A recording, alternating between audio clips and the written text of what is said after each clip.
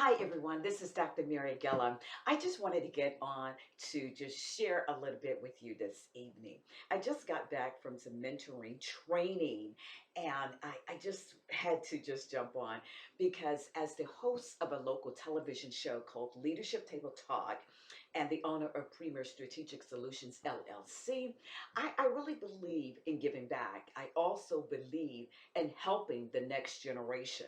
And a few days ago, I had a chance to just use a game that God blessed me to create several years ago, and it was called the Leadership Build Zone. And I used that to help train some of our young men.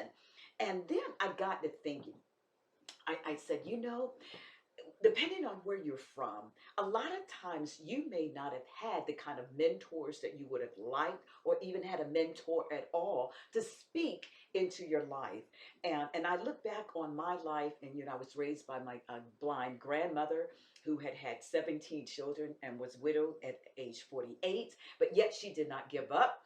And she would later raise my three siblings and myself and other grandchildren as well, even though she was blind. And I thought about the example that she still set before me. And as a result, it just really motivated me to want to help others and to sow into the lives of other people. And when I look back also, I began to think about the fact that who would have ever thought that I would have been writing so many books. My background is actually on the IT side. I have a degree in chemistry, and then I have graduate degrees in information systems technology, management, executive leadership, those kind of things, because that was where my career field was taking me at the time. And I look back on the fact that even today, I hear conversations about young people experiencing bullying. And I think about when I wrote the book here, How to Lead Without Alienating, Bullying, or Destroying Your Team, I actually share a story that my sister experienced when she was a young girl and the impact that that had on her life. Because I don't want to see our young people bullied. That's not the way to solve any kind of situations, if you will, to bully somebody. So we need to try to get a handle on that. But, when I look back again and I think about the fact that who would have ever thought, like I said, would be writing books to help sow into the lives of our future leaders.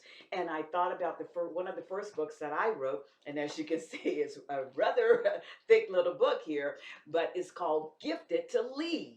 Gifted to Lead, 4 steps to releasing your leadership potential, because I believe that you can be whatever you want to be. Don't let people talk you out of becoming the best that you can be. And so I like to encourage our young people and our future leaders, because there are young people working in industry and other places as well who have never led anybody. And so I like to just be able to uh, sow into your lives and let you know that you can be the best that God designed you to be. Just don't give up, and don't let people talk you out of your pursuing that you want to pursue.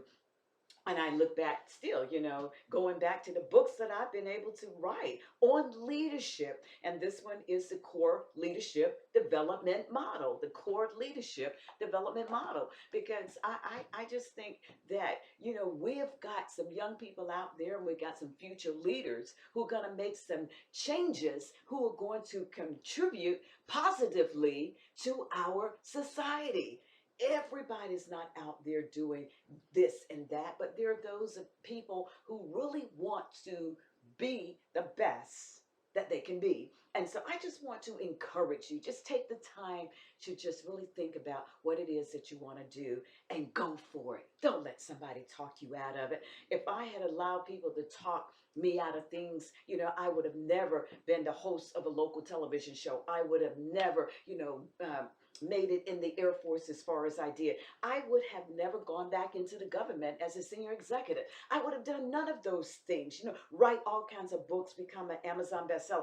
I would have accomplished none of that if I had believed what people were wanting to sow into my life when I was a little girl. And it wasn't at home, it was sometimes at school, and the things that I had to deal with. But I praise God that I had a grandmother who believed in him and would share share him with me as she introduced me to the Lord. So again, this is Dr. Mary Gillam, and I want to encourage you, continue to be the best that you can be. Again, thank you for watching, and I'll see you again next time in the next video. Bye bye for today.